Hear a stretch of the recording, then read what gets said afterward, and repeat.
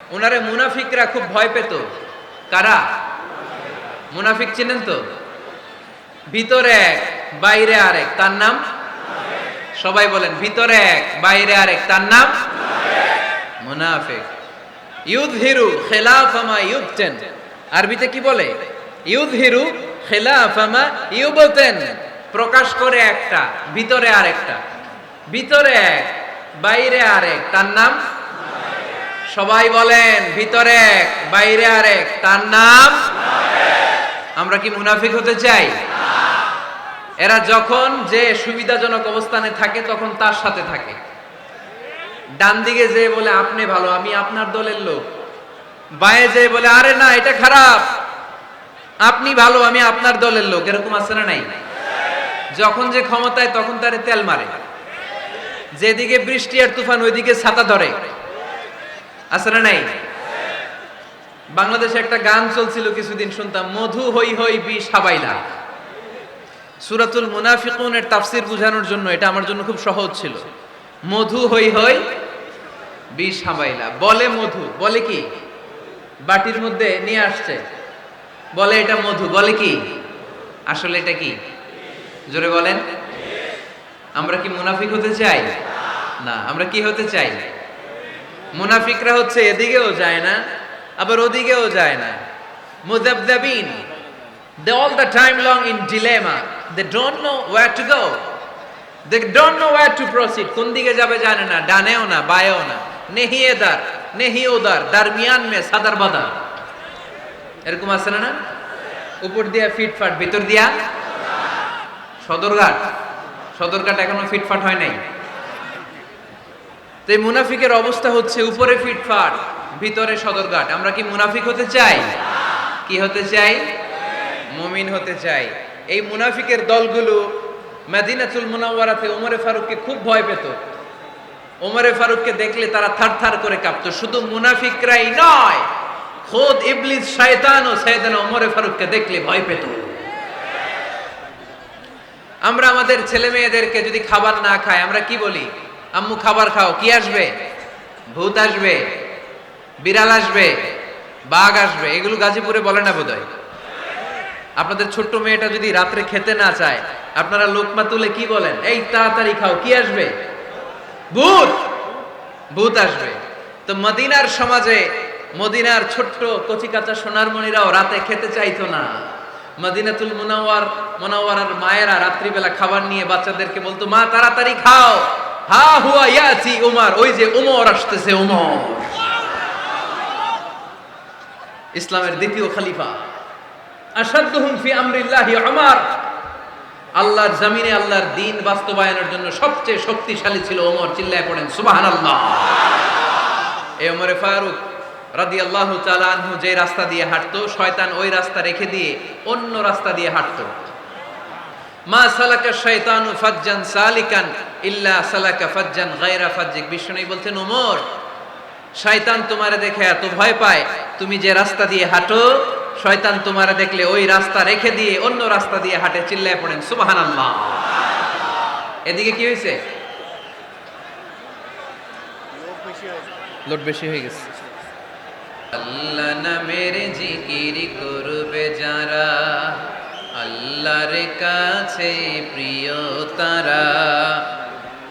আল্লাহর কাছে প্রিয় যারা, জান্নাতে প্রবেশ করবে তারা। জোরে লা ইলাহা ইল্লাল্লাহ,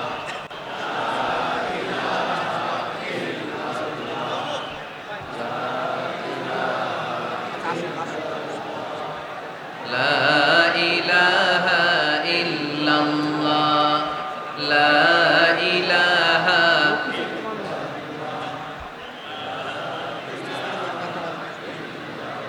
লা ইলাহা ইল্লাল্লাহ মুহাম্মাদুর রাসূলুল্লাহ সাল্লাল্লাহু আলাইহি ওয়াসাল্লাম। সাইয়েদনা ওমর ফারুক মসজিদে নববীর ইমাম।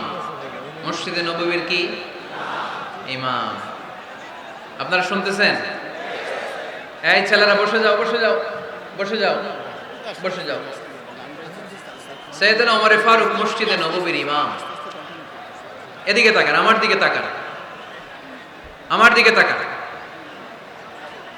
উনি প্রত্যেক নামাজের ইমামতি করতে আসতেন মসজিদে নববীতে। জোহরের নামাজে ইমামতি করলেন, ইমামতি করে দেখলেন নামাজ শেষ, সবাই বের হয়ে চলে যায়। এটাই ইসলামের নিয়ম, ঠিক কিনা? ফাইদা কুদিয়াতিস সালাতু ফান্তাশিরু ফিল আরদ ওয়াবতাগু মিন ফাদলিল্লাহ। নামাজের সময় খায়া ফেলাইছি, নামাজের সময়, কাজের সময়, নামাজের সময়, কাজের সময়। ফাইদা কুদিয়াতিস সালাহ, যখন নামাজ শেষ হয়, ফান্তাশিরু ফিল আরদ, জমিনে ছড়িয়ে পড়ো। এটা ইসলামের আইন। তার মানে আল্লাহ বুঝাতে চাইলেন নামাজের সময় মসজিদে চলে যাও। নামাজ যখন শেষ হয়ে যাবে, শিক্ষক চলে যাবে স্কুলে, কৃষক চলে যাবে ফসল খেতে, মেম্বার অফ দ্য পার্লামেন্ট চলে যাবে সংসদ ভবনে, ব্যবসায়ীরা চলে যাবে শপিং মলে, ঠিক কিনা? কাজে চলে যাও। ওমরে ফারুক নামাজের ইমামতি করিয়ে নামাজ শেষ করলেন, সবাই চলে গেল। ইয়ামান দেশ থেকে আসা কিছু লোক গোল হয়ে বসে আছে, জিকির আজকার করে, ইবাদত করে। এরা যায় না। এরা কি করে না? যায় না। আসরের নামাজে সাইয়েদনা ওমর ফারুক রাদিয়াল্লাহু তাআলা আনহু নামাজের ইমামতি করলেন। নামাজ শেষ, সবাই চলে যায়, এরা যায় না। মাগরিবের নামাজের পরেও এরা যায় না। এশার সালাতের পরেও এরা যায় না। এশার পরে উনি ধরলেন, মা বালুকুম মা খাতবুকুম, হোয়াটস রং উইথ ইউ ম্যান? তোমাদের কি সমস্যা? জোহর, আসর, মাগরিব, এশা প্রত্যেক সালাতের পরে সবাই যার যার কাজে চলে যায়, তোমরা যে যাও না? বাড়ি কই? বলি ইয়ামান। তো বসে থাকো কেন? কি করো? কয় জিকির করি। কি করি? কি করি? জিকির আজকার করি, তাসবিহ তাহলিল করি, ইবাদত করি। তো তোমরা যে যাও না, তোমাদের খাবার দেয় কে? খাবারের ব্যবস্থা হয় কোত্থেকে?